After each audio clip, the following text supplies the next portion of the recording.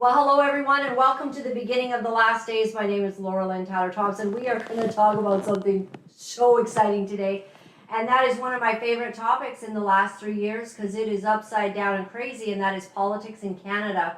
And a lot of us are wondering what is going on and how have we lost our way so badly. This judgment, literally having Justin Trudeau on our steps and making all these decisions, we've become somewhat of a laughing stock across the world. And so there's been a lot of questions. I personally have no longer been able to align with any of the political parties that are in power. And it's been a huge question for my soul about what is going on in this nation. Now, I want to tell you something before we get to our incredible guest, Grant S. Abraham. I was in the Word this morning and I was reading from Isaiah 30, and my Bible had just kind of, gone there. I kind of, some days I have an orchestrated reading, and sometimes I just see what God puts in front of me, and I thought it was just amazing. Like the entire passage in Isaiah 30, it seemed to be a mirror of Canada and how we have fallen, how we have trusted in Egypt. And so when I sat down here, if you watch the show regularly, you know that I read from my beloved Father's Bible, where he has a treasure trove every single day for me to have a look at. So I kind of put my thumb in, and lo and behold, it opens to Isaiah 30. Now, I'll briefly read this. So Isaiah 30 begins like this. Woe to the rebellious children, says the Lord, and that take counsel, but not of me. And that cover with a covering, but not of my spirit, that they may add sin to sin, that walk down to go into Egypt and have not asked at my mouth, to strengthen themselves in the strength of Pharaoh and to trust in the shadow of Egypt. Woe to the children, God is saying, that are trusting in Egypt, trusting in Pharaoh, trusting in the political landscape, and not asking of me. I mean, it's absolutely fascinating. I loved this morning. Now, my dad had underlined in Isaiah 30 this scripture in 21. And thine ears shall hear a word behind thee saying, this is the way, walk ye in it. When you turn to the right hand, when you turn to the left, God is saying, this is the way, walk in this way. Now, chapter 31 says, woe to them that go down to Egypt for help, and stay on horses and trust in chariots, because they are many, and in horsemen, because they are very strong. But they look not unto the Holy One of Israel, neither seek the Lord. All of that to say that our hope and our trust cannot be in chariots. It cannot be in horses. It cannot be in power of the most the most well-known, or those who have the most money. Our hope is in the name of the Lord. So how does that relate to politics in Canada? Well, there's some very interesting developments that have happened. We have seen our political landscape expand.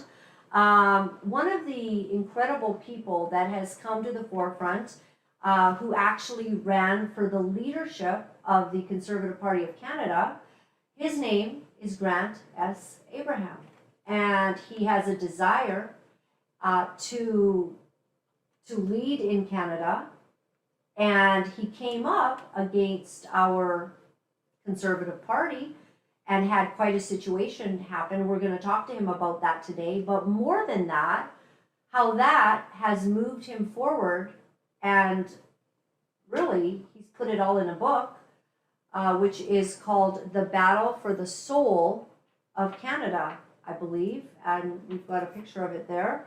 And so, Grant, The Battle for the Soul of Canada, Firing the Forge. Grant, we just welcome you to the show. We've had you on before, and I just want to say that I've come to understand some of the way that you think personally, and I've seen your speeches and in what you have presented here on the shows. I just value very deeply.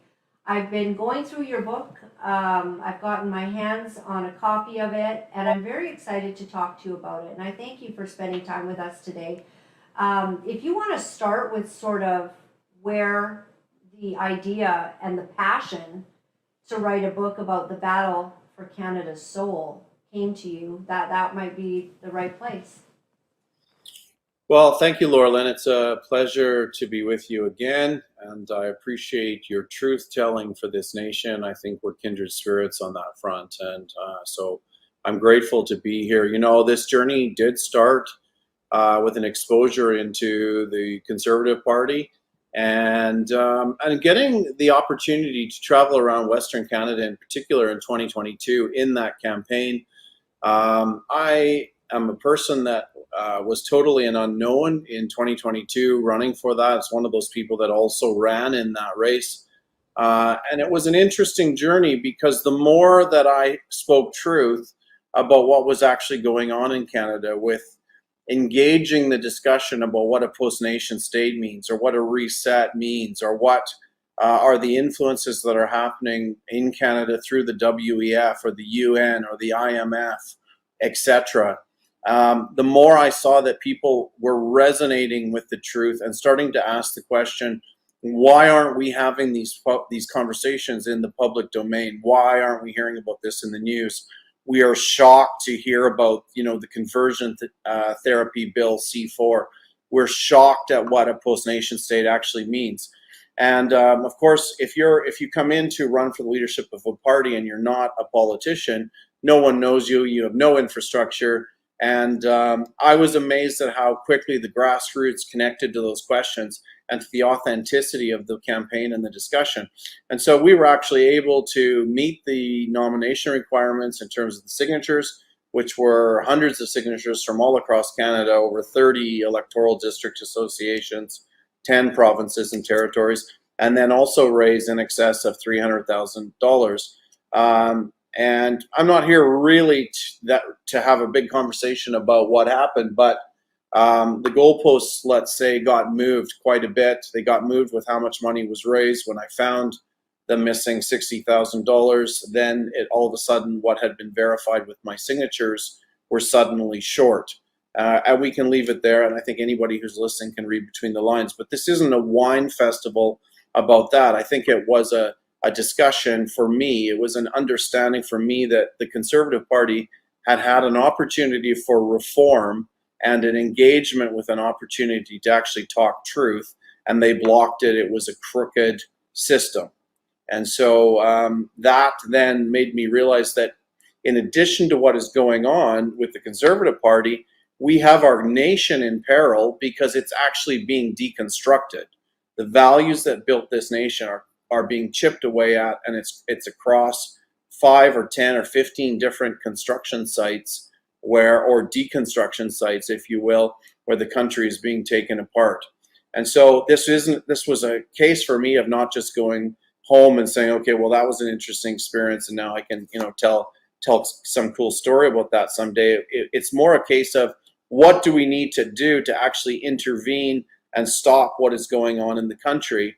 And one of the biggest challenges for me, and I think for many of your viewers, is to recognize that 53.3% of Canadians still adhere to Christian faith, some kind of understanding of a Christian perspective in relation to their spiritualities. It's nearly 70% of any spirituality, any spiritual perspective in Canada, but there's 53.3% that have that view in Canada of a Christian perspective, and they're embedded in the Conservative Party, yet the Conservative Party is steering the country left only slightly slower than the Liberals.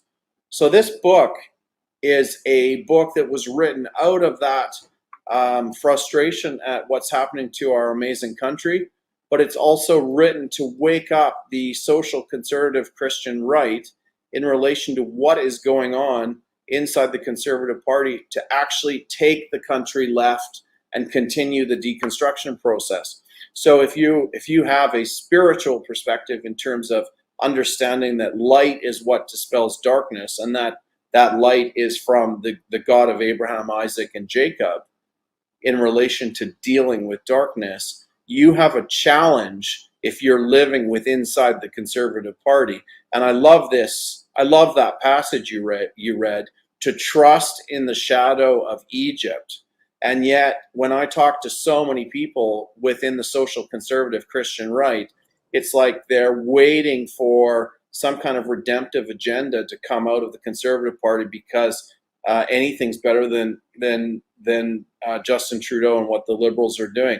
No, look at the evidence. Look what's happening with foreign interference. Look what's happening with C4. Look what's happening with a Conservative convention where a whole bunch of people show up from all over Canada, spend the whole weekend talking about policy, and then Mr. Poilievre says, well, there's no guarantee that I'm going to use any of this policy in my next election campaign. What is the point of that? So we now need to engage actually the values that built this nation, because when I meet new Canadians, they are saying to me, what is going on in the country? Why are you allowing this to happen to our nation? We didn't come here for this lunacy. And so this is a call out. In fact, the Muslim community is calling out to the Christian community and saying, what will you march with us to stand against the sexualization of our children, the normalization of pedophilia?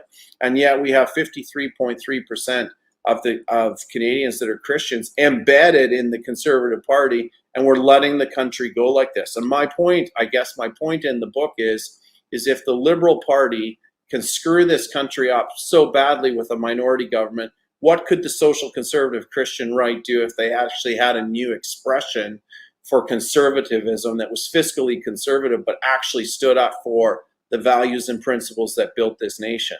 So this is time for a righteous rebellion in terms of the country, and we need to dislodge from this ridiculous narrative of accepting that that Pharaoh, trusting in the shadow of Egypt, is actually going to steer this country back on track. I mean, I'm sure there were Israelites that were probably riding behind Pharaoh as he rode into the Red Sea too.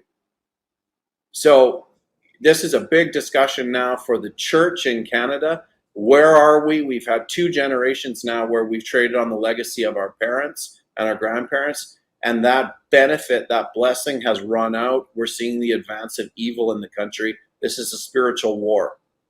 One of the incredible points that you made in your book was that we have a leader that is saying all kinds of crazy stuff like post-national state, and he says things that should have the royal opposition in an uproar, and they say nothing. And that happens over and over and over again. Instead of being upset that the pride flag is flying above our parliament as a royal opposition, where, I just said to a Muslim, well, where's the Muslim flag? Where's the Christian flag? Where's the, all kinds of small interest groups that we could have a flag flying, but we've got this flag, and then we've got Pierre Poilievre instead congratulating everyone on Pride Month or Pride Year or whatever we're going through, instead of being the opposition. But you also bring up that Trudeau has said some very disturbing things that lead us to believe that he is taking our country into a free fall into destruction. And where is Pierre Poilievre bringing up those things and talking back to that stuff? Yeah, well, exactly. So, I mean, Justin Trudeau is at least forecasting what he's doing. We've been sleeping and haven't been asking those questions. When I went on May 11th in 2022 to the Conservative leadership debate in Edmonton, there were no questions like these things asked in that debate, and everything was curated just to keep everybody sleeping. The challenge is really not the Liberals, because everyone can see what they're doing. The challenge is the omission of the Conservative Party of Canada, and then on a deeper level, what the former reformers, social conservative Christian right, is doing or not doing inside of the Conservative Party, not steering it in the direction that can actually lay a pathway to rescue the decline of this nation. And so this book is really a warning and alarm bell for those people to take a look at the evidence and wake up and see that our problem is one party acting in a way that it is, the Liberals and the NDP, if you will, as a combo, and then the Conservatives that are simply omitting to act. That's the challenge. You bring up the long history of the Conservatives not acting, even under Stephen Harper with a majority government. We could have done something about abortion. We remain a country amongst like 2 or 3 countries in the whole world with no law governing abortion. And you bring up the fact that he didn't do that. And we're all aware of that now. We've talked about it many times on our show. But what was interesting is now that we do have a leader in Pierre Poilievre, and he had a quote regarding his perspective on our Prime Minister Stephen Harper. This very interesting in 2006 that Pierre Poilievre said that, and I don't know if you have that quote in front of you, but I have it. Would you like me to read it? Yeah, read that, and maybe just in the context of that quote, recognize that in 2003, Stephen Harper recognized what was coming towards Canada. I think that quote is on page 41, the one that I'm talking about right now. And he basically said that Canada is moving towards a dark moral nihilism that is eroding and even hosts a hatred for the values that built Western democracy. And I go on to say that it was interesting to me that he used philosophical terms to describe this moral vacuum, which is what we are seeing displayed now in front of our country, and the advance of the pornographic materials into our schools, for example. The interesting thing about Stephen Harper in 2003, I think, was that he didn't have the moral courage to simply call that evil. Because if we'd actually called it evil, we could have contended for it and stood against it as light. And ultimately, Christians in this nation are children of light and have a light to steward. And they know that they have an obligation and a requirement to steward this light, and yet they're not. So this conversation is interesting because the social conservative Christian right is what came out of Reform to make the existing Conservative Party of Canada.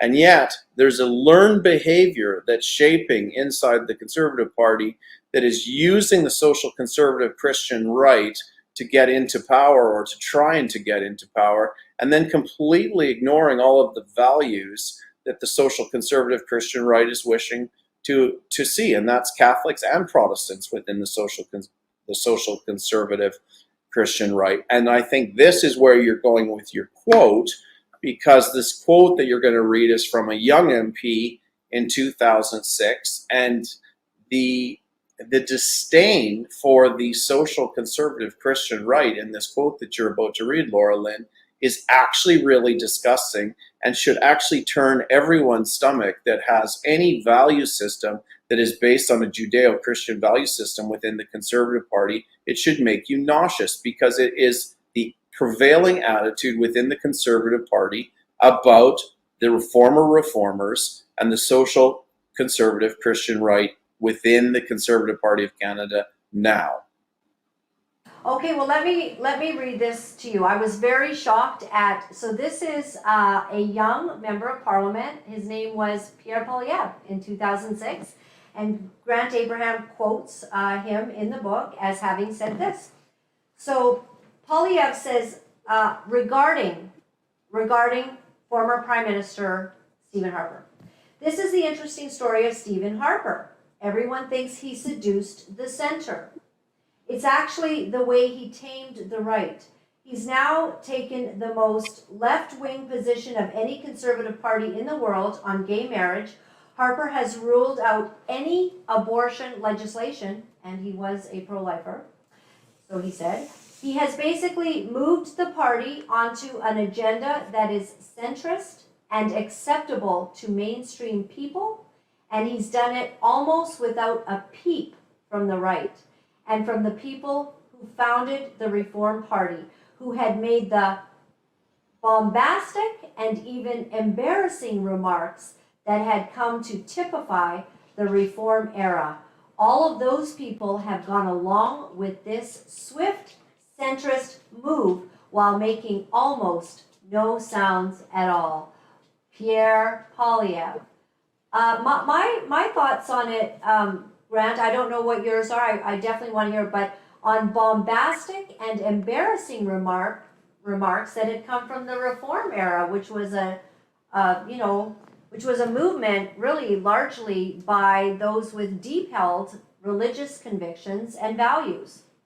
I think the significant thing about that quote is, well, first of all, I didn't say that. That was a quote from Paul Wells, who's a journalist that captured that quote in 2006 from Pierre Poilievre. But I think that bombastic, embarrassing, those bombastic, embarrassing people of the Reform era are the same bombastic, embarrassing people that hold the identity of the Creator God and recognize that they are children and understand themselves to be created in God's image, and that they value life because they see that life comes from God, and they understand in our nation that our rights, our inalienable rights, also come from God. So that those bombastic, embarrassing people are populating the ranks of the Conservative Party, and that's kind of the attitude that we're seeing from Mr. Poilievre in relation to these people that actually hold spiritual values and understand what their relationship is to the Creator God. And those kinds of comments are also seen and evidenced in the comments that Mr. Poilievre made about Christine Anderson, who was simply visiting the country and visiting, I think, Leslyn Lewis and two other MPs. And I believe he called her nasty, vile, and another adjective, which I can't remember. And so those are people that are meeting that are actually identify as Christians, and yet we have the leader of the party that hosts and contains many of the Christians within Canada, identifying Christians in that way.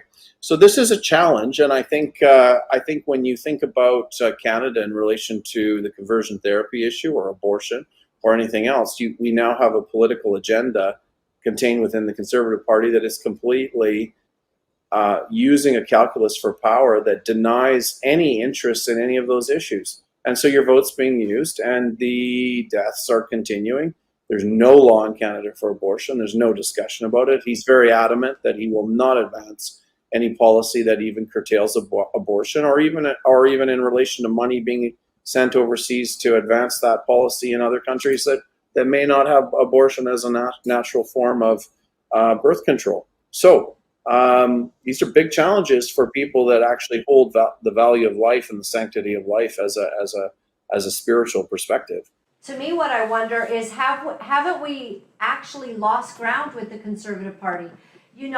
At one time, the leader of the Conservative Party felt he needed to placate the Christian right by saying, I'm pro-life, so we vote for him. Now, he might not ever do anything, but he would claim to be pro-life, and he would sort of give us a nod and talk the talk in order to entice us. So what we have now is we have a Conservative Party saying, yeah, Bill C-4 is in, you're criminalized if you're trying to desist children or others from transitioning. If you want to tell them that's bad, we're potentially going to take your designation, $200,000 fine and imprisonment. Abortion, yeah, our Conservative government will do nothing for that. So then you have these people that are in there that have true deep held values, they say, and they are still trying to get MPs elected into this party who can't do anything for our values. Right. And they're not willing to kind of look away. It's like an abusive relationship in a way. It is. It's completely an abusive relationship. And then there's some gaslighting that goes on whenever, like, for example, at the acceptance speech for the leadership of the Conservative Party, there was lots of God bless yous and God bless Canada and God bless the King of Canada. And there are people, I know that there are Christians that are MPs within the Conservative Party, but it feels like they're kind of kept in gilded cages just to placate the social conservatives within the party, with the hope that there might be some change. And we haven't seen any change in these kinds of policies for 20 years. And then the next discussion is, well, if we have a discussion about a new expression or a new political expression in this party, we'll split the vote, and then Justin Trudeau will get back in. And I think we've got to look and ask ourselves and say, realistically, we've had 3 elections where the vote hasn't been split and the Conservatives have lost. And do you really think that if you get rid of Justin Trudeau, the bigger agenda, the bigger plan that's playing out in the country is also going to disappear?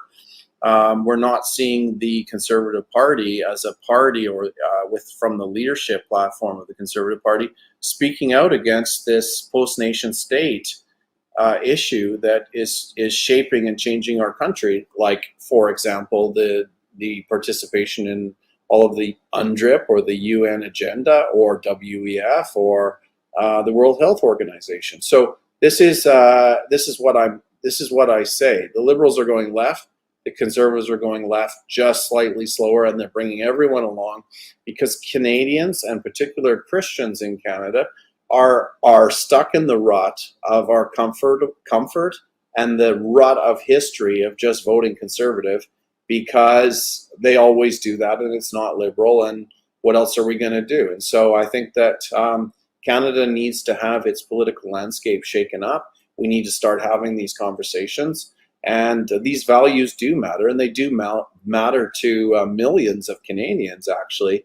And so this is why this conversation is so important.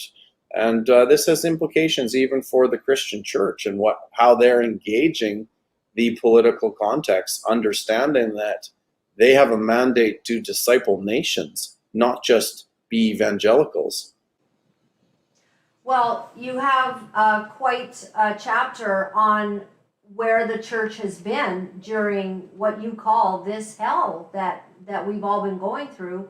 Where has the church been? And it is shocking to me. I'll tell you just a couple of thoughts I'd like to, put before you. But there's either the church that is, well, they're willing to cast their vote in a different way, but they won't really say it publicly because you don't want to be attacked by all the conservatives who will be mad that you didn't vote for their party.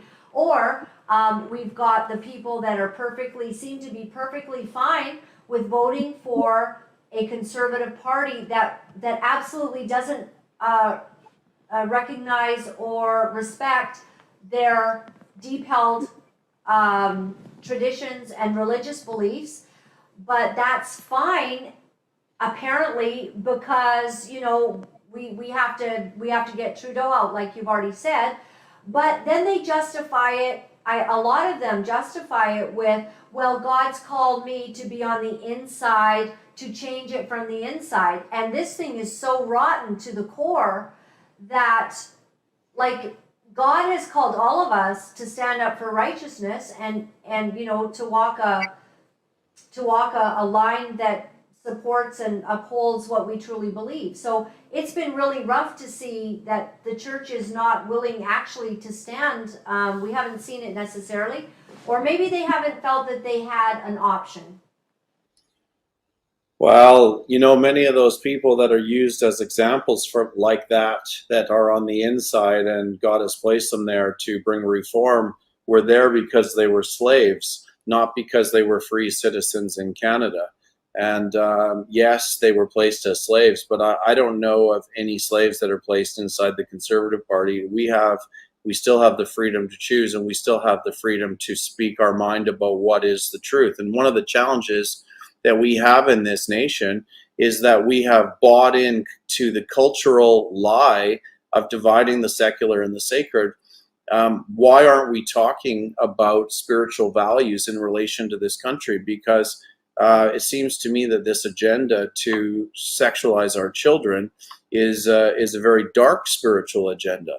And so we never have the conversations that we should be having, or haven't had the conversations that we should have been having, because we've been being polite Canadians where we keep our faith to ourselves, and we understand we live in a secular society. But we're letting this secular agenda now disciple what our nation is. And so as I understand it, if I understand my theology, the church is designed to be something that shapes the public square. That is what ecclesia or ecclesia means. And so we've kind of retreated into the plushness of our churches and been quite happy to keep CRA happy with all our annual reporting, but we actually haven't confronted the truth in relation to our mandate to be light and salt and dispel darkness, and to not tolerate. If you read Revelation 2, it talks about the thing in chapter 2, it talks about what it was that God was actually annoyed with regard to the church in Thyatira, and that was that they tolerated Jezebel. And that's an interesting passage, because tolerate means to not contend against.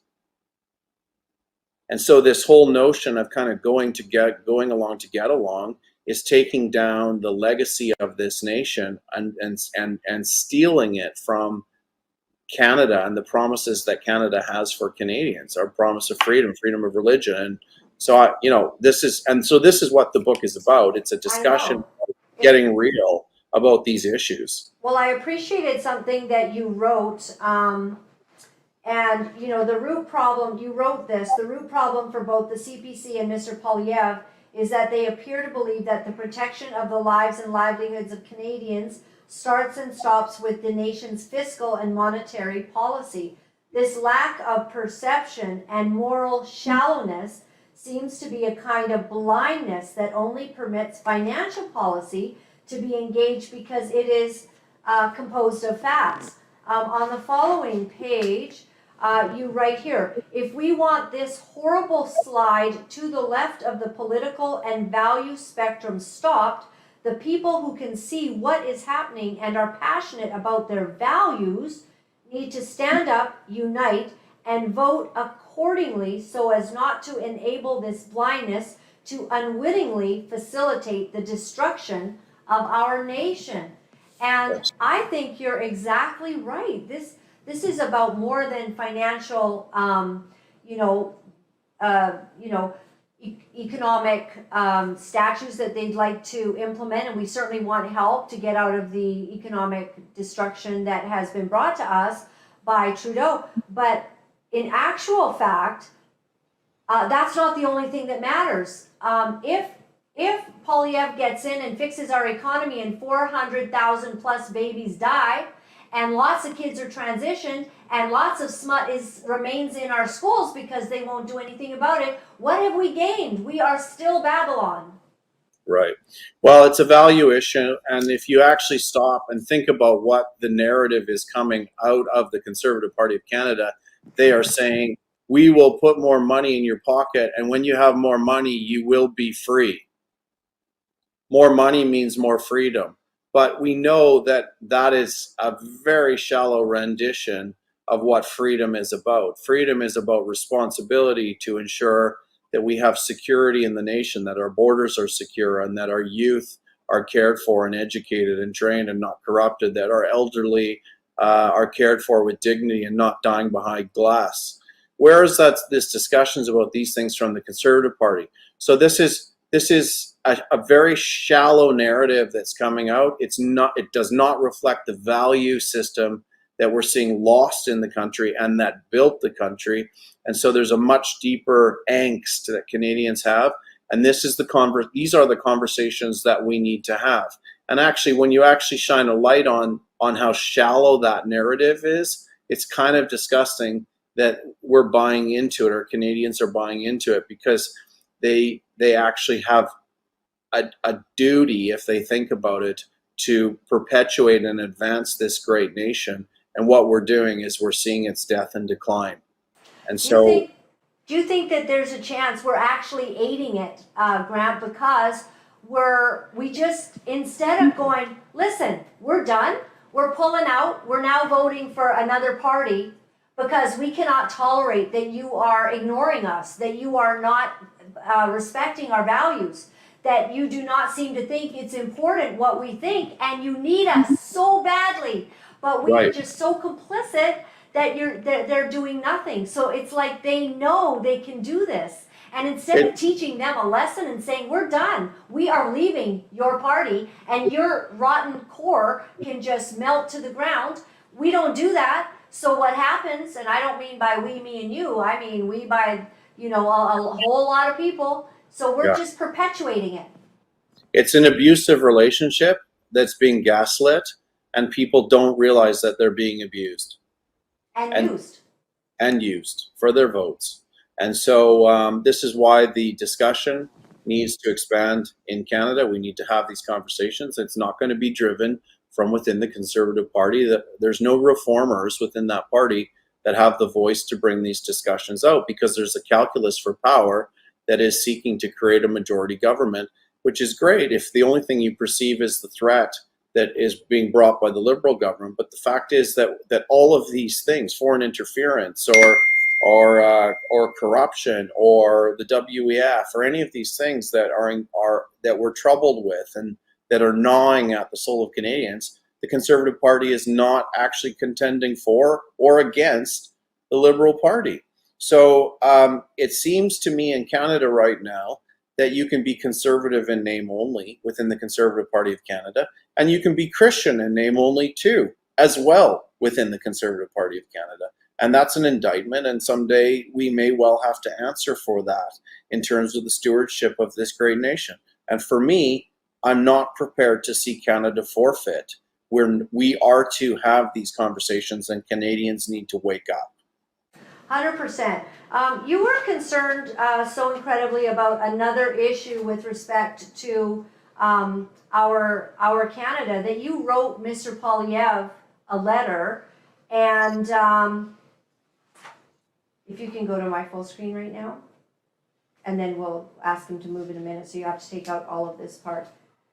You actually composed a letter to the Right Honourable Pierre Poilievre regarding what you were seeing and information that had come to you, you know, about our liberties and that there is really, there's an agenda going on to destroy our country, to take our land. And you wrote him because of things that you had found out from a private citizen who shared some things with you. And then Mr. Poilievre did write you back, but it does seem that these very important issues still remain, that they're not being dealt with. So that letter relates really to a group of 52 civil servants that were put together by the Liberal government. Civil servants from municipalities, provincial government, and even the federal government. And they're basically working on several headings: waterways, the definition of prosperity, wealth, property, and they're redefining the value framework that defines what really defines Canada.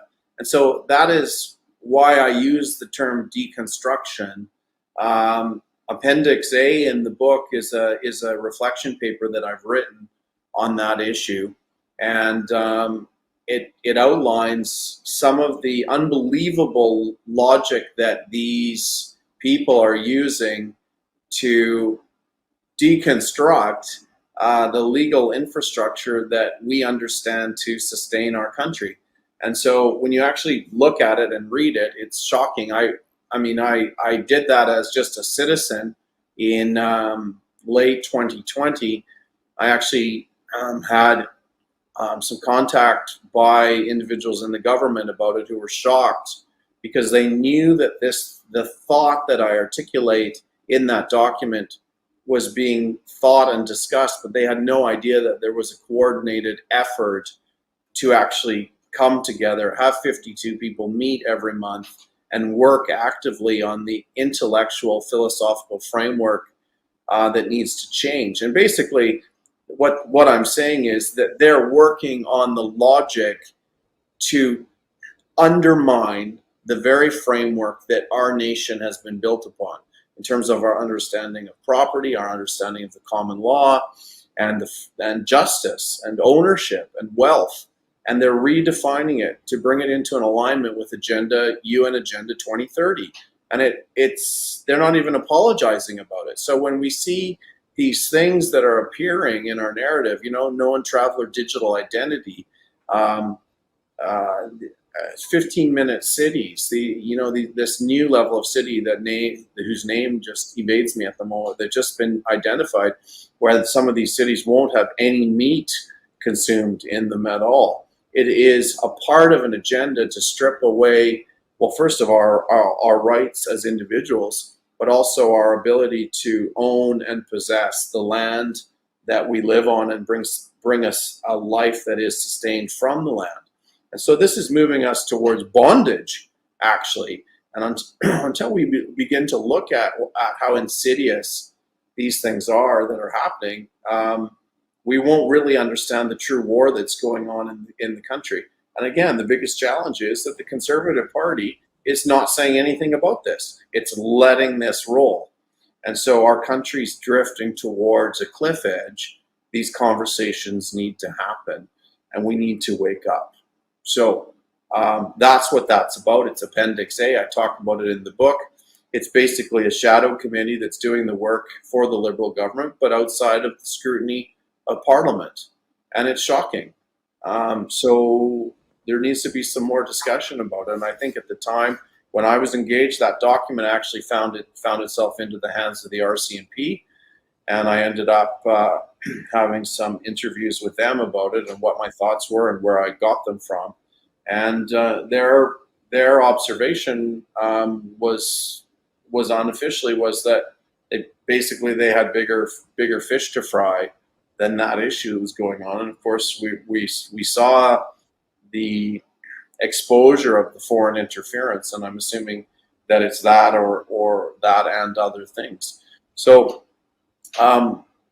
even that issue of the foreign interference in our country, as an example, that came out on a YouTube by Minister McGuinty, who is a Liberal minister, who was reporting to Canadians on the foreign interference that was happening in Canada that was undermining our political and governmental systems. And yet, what did anybody say about it from within the Conservative Party of Canada? Nothing. And that's the most obvious thing that a Conservative Party leader, aspiring leader, whatever, would want. It's like a trophy gift to bring the turnover of government to the Conservatives. And they said nothing. So you have to ask why there's this reticence or silence. And at some point, it becomes a prima facie case for complicitness. Wow. And that's a very awkward conversation. That's what the book's about. Yeah. So if you love Canada, you love the freedom, you love the fact that we value family, that we value freedom of religion, that we value our understanding of the primacy of parental authority, that we want to protect our innocence, that we want to protect our wealth and pass it to our kids and grandchildren, that we want to be able to earn and build prosperity like so many millions of Canadians, my family that came to Canada to do, and that we want to be secure in our nation, then you have to look at this evidence and not just sleepwalk over the edge of the cliff that's being set for us. That's right. What the book's about. Yeah, and it's an amazing book, and I just agreed with everything that you were putting forward, because for the people that I'm having conversations with where we're feeling this, you have encapsulated the battle that we are truly in. Our children need to be removed from schools right now because we cannot trust that our educators, and certainly not our government, who is not going to enforce the Criminal Code of Canada, which states that you cannot show pornography to children. So when our books in school are filled with, naked people having sex and all kinds of body parts just shoved into our little kids' faces, all drawn out and disgusting, like in the most perverted manner. I really cannot emphasize this enough. We're not safe because our political people in charge will not say a word, and Pierre Poilievre has not shown strength, not so far, in this regard for the protection of our values concerning gender, concerning the right to life. So we're going to probably see a prime minister come into leadership. The Christians are all voting for him mostly because they might like other parties, but they don't think that anyone else can get in, so they're not voting for them. Now, you have a further step in this, and you can respond to that if you'd like, but you want to take it a step further in your own life, and you have taken actions to do something that we're about to hear about in Canada. Well, that's true. The book doesn't speak to it at all because I think the book is written for Canadians to give them a reflection point and a narrative to consider what is going on in the country. And so the book really is about speaking truth and helping people move to a place to understand what we need to do in this country to begin to create an off-ramp and fix it. I have, with many other people in Western Canada, began the process of setting up a new federal party. It is in the final stages of that happening. I expect, if all goes well and there's no technical or administrative issues or political issues that arise in that process, we should have that in place in November of this year. And it's going to be essentially a center-right party that's fiscally conservative, but a party that starts to have these conversations, but rooted in the civic moral order that built this country. And when I say that, I mean the Judeo-Christian civic moral order, where we actually talk about these things in terms of right and wrong, good and evil, and recognize that 70% of Canadians understand that there is a transcendental spiritual reality and there is good and evil. And we're going to have these conversations, and we're not going to be punted out of the discussion simply because they don't want to hear about a faith perspective when 70% of Canadians actually hold a faith. And I'm prepared to contend for this nation and see the innocence of our children protected as well. And I know that this is a resonating theme for so many of the other faiths in the country. It's not just about some Christian or Catholic and Protestant perspective. Canadians are interested in freedom of religion, the freedom of the press. They're interested in the primacy of parental authority, and they are definitely interested in seeing their kids protected. They don't want to see their kids sexualized, and they sure don't want to see pedophilia normalized. And I think that's going to be a red line that if it comes to anybody's door, they'll fight for that issue. And we need to be talking about that, and I think it's disgusting that there's so many people drifting along with a party that is not standing up for that, and that will be on their heads someday, I think, because we are a nation that wants to care for the vulnerable, both young and old, and I think that resonates deeply. And all you need to do is talk to Canadians about their loved ones dying behind glass during COVID to know how deeply felt that dignity of death is, and how ridiculous that was, those things that happened over COVID. So that's the kind of conversations that we need to have. And it's not about polarization. It's actually about speaking truth. And I think there's a grassroots movement of conservatism in Canada that is desperately interested for these conversations to come to the forefront. Wow. Well, this is incredible news. You've been so very gracious with your time. I just thank you so much. Grant, can I ask you just a couple follow-up questions to that I'm sure is on the heart, of people that want to see Canada's soul saved. So if you start another party, is that like dividing the right again? Also, like, Maxime Bernier has done some incredible work in this regard. What are your thoughts on the People's Party of Canada? Is there any chance there would be any kind of joining with that, or at this time it sounds like you're pressing forward with your party? Well, I think that if there's a new party that starts to shape and define the right, I think there's other forces that are live. We can't assume that the Conservatives in Canada have the monopoly of perspective, because there's other forces in Canada, including Western alienation. So it's not just a homogenous issue of the right and the left. There's regional issues that percolate into this discussion.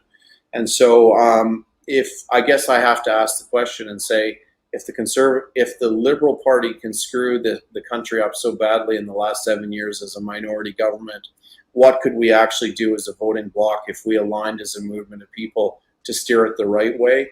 And no longer will I accept this lie of vote splitting, because there hasn't really been any vote splitting in the last 3 elections, and the Conservative Party have consistently lost. And maybe there needs to be electoral reform. I can't speak to whether there's cheating in this nation or not. But in terms of stewarding light, if you want to put it in that perspective, I don't know how you could justify your light being used inside of a party that's steering left as hard as it is. And it's now time to stand up for these issues and define it. And if it means we have enough seats to be the neck that turns the head of the Conservative Party, then that's the same kind of tension that the Liberal Party has had to use with the NDP. And I'm prepared, for the sake of these issues, to actually contend for the nation through that kind of a scenario. And I think that the 53.3% of Canadians that hold themselves out to be Christians need to actually think about what we're talking about here and the values of the innocence of our children and what's going on in terms of human trafficking or this march towards normalizing pedophilia. And so this is a real conversation. And in that sense, I don't care about the splitting of the vote because there are much bigger issues, and Canada is not getting to have the conversations that we need to have. In terms of the yes, go ahead. Sorry, in terms of the PPC, I value the fact that there's been a counter response. Many Conservative people, I think, have moved to the PPC because they saw the expression of freedom. They're the early adapters, if you will, in terms of the migration out of the Conservative Party of Canada. I think there are a lot of people in the Conservative Party of Canada that don't see an alternative. I think one of the challenges for the PPC is that they have set themselves up as a libertarian party, which sounds great, and that's freedom. And we all love that, especially during the COVID agenda, because we want those responses. But if we understand that this is actually about good and evil, and that this is a spiritual battle that we're in relation to what is right in this country, it's very difficult to build a political agenda out of a party that is predicated upon a libertarian framework, because the framework for libertarianism is humanism, which ultimately denies God. And if we understand the significance of light, you can hardly begin a conversation talking about political policy when you're denying the existence of the source of the light. And so this is a philosophical quandary for the People's Party of Canada, and it's one that I'm not prepared to engage in unless there was a radical re-engagement with the framework for, I guess, the moral philosophical framework for that party being designed. And so I believe Maxime Bernier is a good man. He stood for freedom these last few years, and I've observed that and I've seen that. But this really is a spiritual battle in the country, and I don't see that there's the equipment within that party to be engaging that. And I think that anybody that understands light and darkness in the sense that you and I have been discussing it today will also see and perceive the deeper meaning of what I'm saying when I say that. Absolutely fascinating. I just appreciate whoever's going to be standing in this country for what is right. And I appreciate that you're willing to do that. You had a lot of support. You raised $300,000. That had to have come from a lot of different people, because you can only give so much in the in our laws to a political party. Yeah. So would you say that base, that's who you're going to re-engage to begin this party and to rise up, and you really want to fight for it? That base has been engaged, is being re-engaged. There's people that are contacting me even as they hear about what's happening, or they're reading the book and they're phoning me and they're saying we're canceling our membership of the Conservative Party of Canada. And I think that's the point, really, in relation to your question, Laura-Lynn, about the People's Party of Canada, is that there's a lot of disenfranchised people maybe that are abused and disenfranchised within the Conservative Party that don't have anywhere to go, and because they don't, there's kind of a malaise about moving. But when they're seeing an expression that actually resonates on these levels, they're actually disconnecting and saying it's time to move, because I can no longer allow the light that I steward to exist within the policy framework that I'm being advanced into because I'm a member of the Conservative Party. And that's something that we need to steward carefully in terms of how we steward that light. Right. One of the, a small example of the difficulties we're facing and how I don't see the Conservative Party of Canada getting it is when Pierre Poilievre recently had a picture taken with a guy that had a shirt that basically it was about heterosexual relations, or like family. I forget what the shirt said, but Pierre. Heterosexual pride or something. Yeah. Oh, was it heterosexual pride or something like that? And Pierre Polyev had to completely distance himself from that, in the next little bit because because why? You know what I mean? We're actually really proud to be heterosexual Canadians who love God, love our country, and Pierre Polyev, he couldn't even stand with that simple T-shirt, Well, and there's things like that that we're not going to apologize for. And I think that's part of the conversation we need to have. And I think there's a resoluteness in the people now to see that we're going the wrong direction fast, and the Conservatives are not a handbrake. They're actually steering in the same direction. So, and we're helping them because we don't hold them accountable at all. Yeah. I agree. Thank you, Mr. Abraham. Thank you for your time. Thank you for your epic book. I absolutely love it. Everybody pick it up. We can get it where? On Amazon? Yeah. Okay. Yeah. So look, thank you for the time.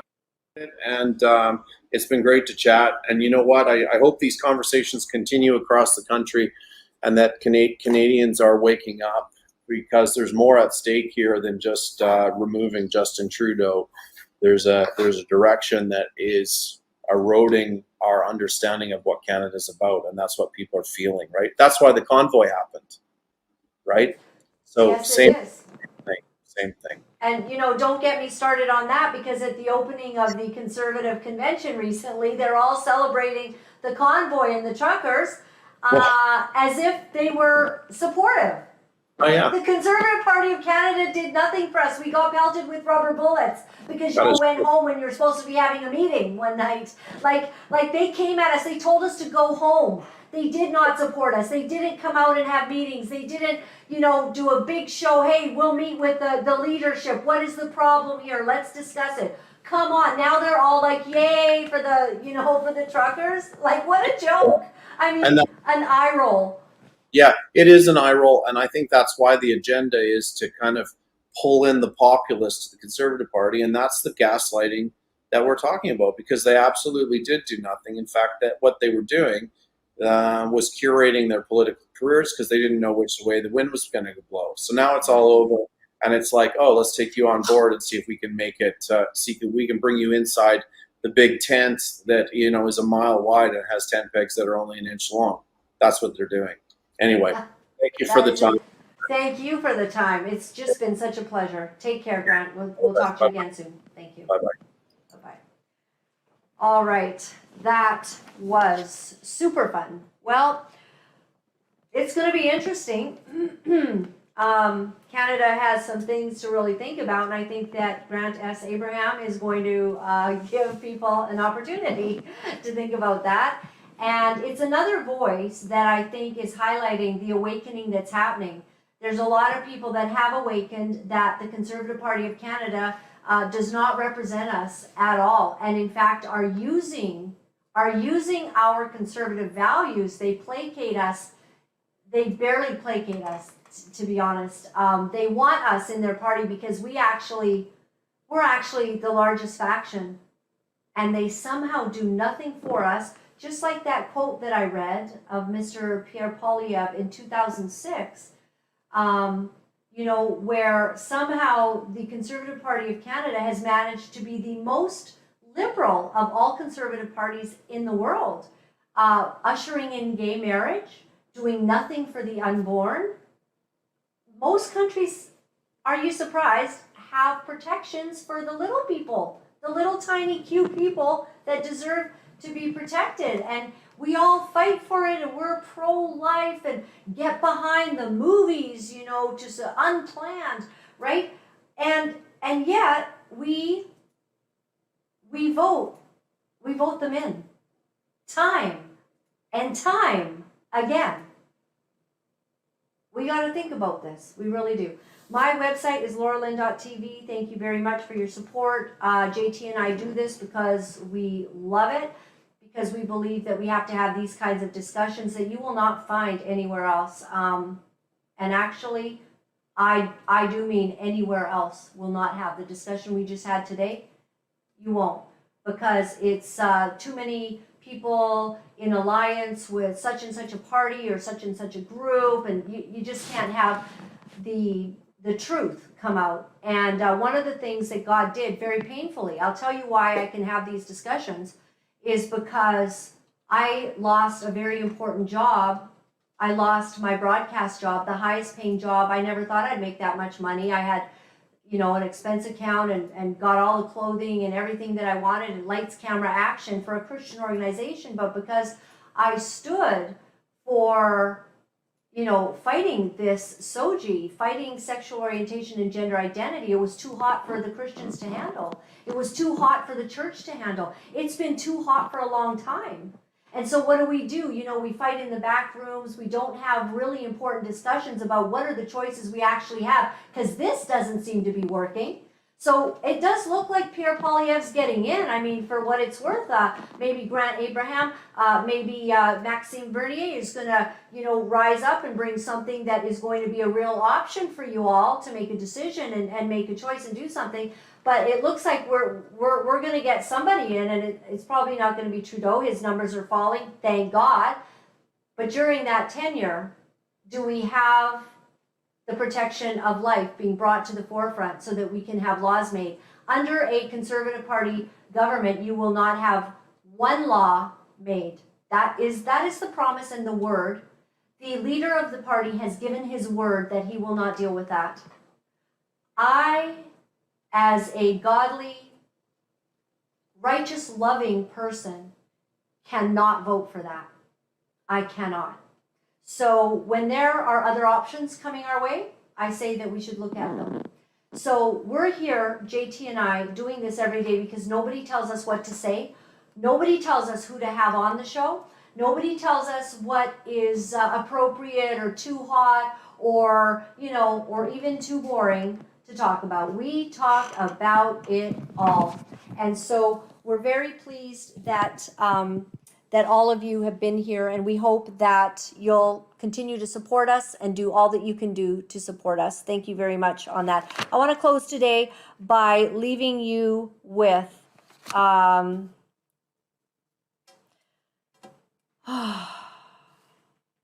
great message where in Jeremiah 5 verse 18, God gives a promise. He said, "Yet even in those days, declares the Lord, I will not destroy you completely. And when the people ask, why has the Lord our God done all of this to us? You will tell them, as you have forsaken me and served foreign gods in your own land, so now you will serve foreigners in a land not your own."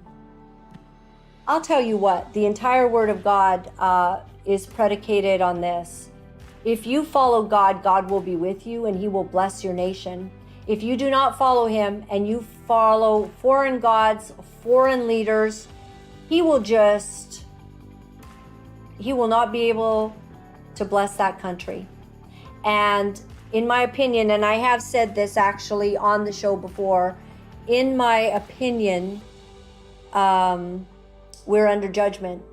And that judgment is because we have ignored the plight of the unborn, and the blood of the unborn is on our hands.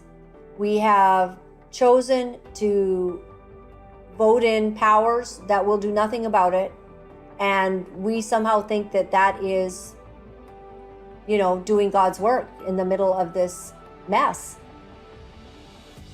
There's no accountability to our political system. And I, as a Christian, as a person who literally wears my heart on my sleeve every single day for all of you, I don't really know another way to do life, but to be very, very honest. I sometimes get in trouble because I speak my mind to my compatriots, to those that I walk with. I love them, but I sometimes speak my mind, and it's not easy because, you can feel a sense of rejection, or that, it's too hot to handle and people will not want to associate with you. I have only one way to go in my life, and that is to speak the truth unapologetically and to live in the manner in which I believe my God is calling me to. And I will not compromise, and I will not bow to the idols of this earth. And I will not pretend that things are not happening. And I will not pretend that something's going to work that is not going to work. We might get a change in regime here coming up, Canada, but we will not abate the judgment of God if we do not change the course of how we are devolving into evil and into the destruction of our nation, our religious beliefs, those deep held convictions that we hold. We have to vote with our convictions. We have to vote for what we believe in, not holding our noses. We've done that for a long time. Our nation is going to hell in a handbasket, not necessarily because of who's leading it, but because we have not chosen to rise up to speak and to live by what we believe. We have allowed the power of Egypt to corrupt us. We have depended on horses and chariots rather than God's perfect plan. This is where we're at. And it looks like we'll have some choices coming up. God bless everyone. Thanks for joining me for another fascinating Laura-Lynn Live. God bless. See you tomorrow. You know, it's not easy to deliver the truth of what our sick world is doing, but for some of us, we feel that we have no choice. Because if we are silent about these abominable things, then we are letting evil go unchecked, and we cannot do that. For those of you wonderful people who are writing me and are sharing your encouragement, I am deeply grateful. Thank you for all the letters that you've been sending. Thank you for the donations and the support. I found out that in order to speak the truth, you have to become very, very strong. If you would go to my website at www.lauralynn.tv, you'll find all of the ways that you can contact me. Remember, my friends, all is well. All is well.